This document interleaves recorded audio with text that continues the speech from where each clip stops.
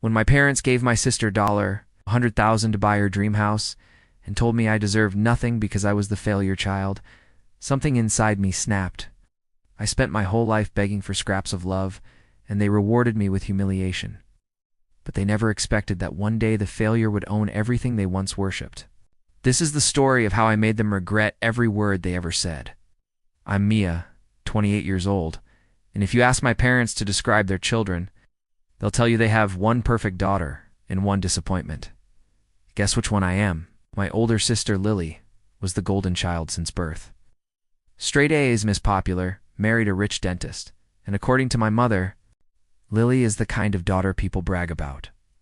Me. I always heard, "Why can't you be more like your sister? You wasted your potential. Stop embarrassing the family." Even when I worked 2 jobs, paid my own tuition, and lived independently, it was never enough. My parents believed success only counted if they approved of it. But the breaking point came last year. I was renting a small studio apartment, saving every penny toward a down payment for a modest home. It wasn't much, but it was mine. One afternoon, my phone rang. It was my mom. Her tone was sugary, the way it gets when she wants something. "Mia, sweetheart, we're calling with good news." My dad jumped in, practically bursting with excitement. "We helped Lily and her husband buy their dream home, gave them $100,000 toward the down payment." My heart dropped. $100,000? I stayed silent, hoping foolishly that maybe they planned something for me too. Then Mom continued, "Now don't get jealous. Lily has earned this. Wow. She's responsible, successful, stable. Unlike you." Dad chuckled like it was a joke. "And besides, you don't need money. You don't even know what you're doing with your life." My voice cracked. "But you promised you'd help me someday," Mom scoffed. "Mia, be realistic. We invest in good choices. You're not exactly a safe bet. Safe bet. Failure. Liability." They threw these words at me like stones. That night, I cried harder than I had in years. Not for the money, but for the confirmation that my parents truly saw me as worthless. And that's when something inside me hardened. If they thought I was a failure, I'd show them the most successful failure they'd ever seen. Instead of giving up, I doubled down. I poured myself into my remote marketing business, my small freelance gig I'd been nurturing for years. And for the first time in my life, I worked for myself, not for approval. I studied every night. I took every client. I built a portfolio from scratch. I didn't sleep. I didn't complain. And the business exploded. Within 18 months, I had 40 clients, a team of 12 freelancers, a 6-figure income, and an offer to partner with a major firm, but I told no one in my family. I let them believe I was still barely scraping by. Let them underestimate me. Let them think I was worthless. It was all fuel for the fire. The true turning point came the day my parents invited me to Lily's housewarming party. Yes, the house they funded with $100,000.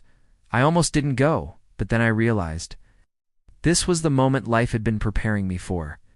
Lily greeted me at the door wearing designer heels and a smug smile. "Oh wow, Mia, you actually came. Isn't the house gorgeous?" Mom and Dad really wanted to do something special for me. Her words dripped with superiority. Inside, guests filled the beautifully decorated living room. My mom saw me and said loudly enough for the crowd, "Mia, darling, when you get a house, we'll celebrate you too, unless you prefer your tiny apartment." People laughed. Lily added, "Don't worry, Mia, success just isn't for everyone." The humiliation burned through my chest, but instead of breaking, I smiled, because they didn't know. They were mocking a woman worth more than any of them combined.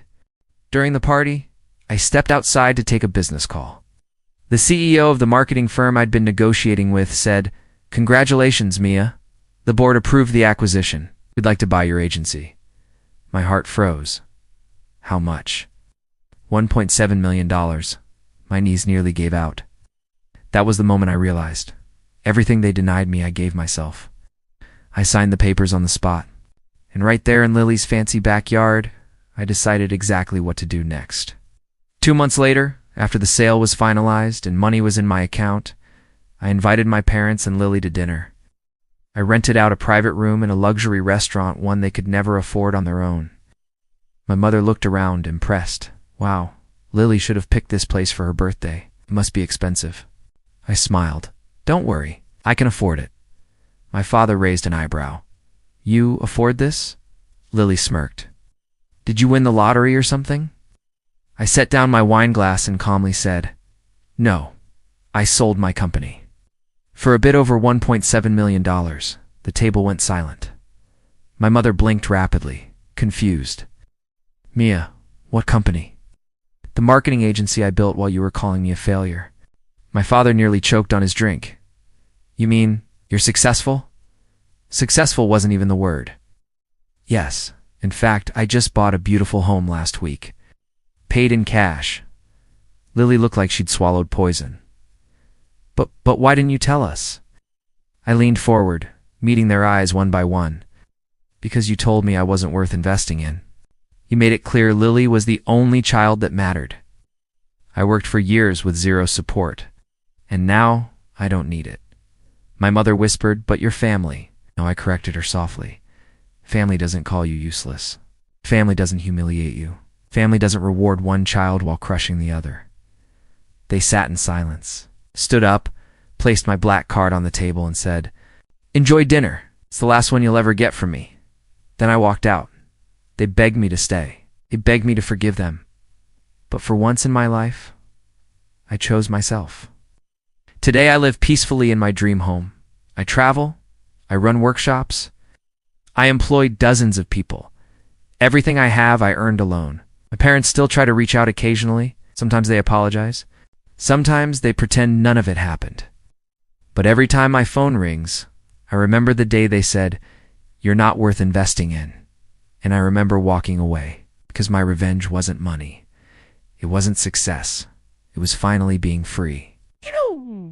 So if you feel like the failure in your family, just remember, sometimes the people who doubt you the most are the ones who will need to clap the loudest when you rise.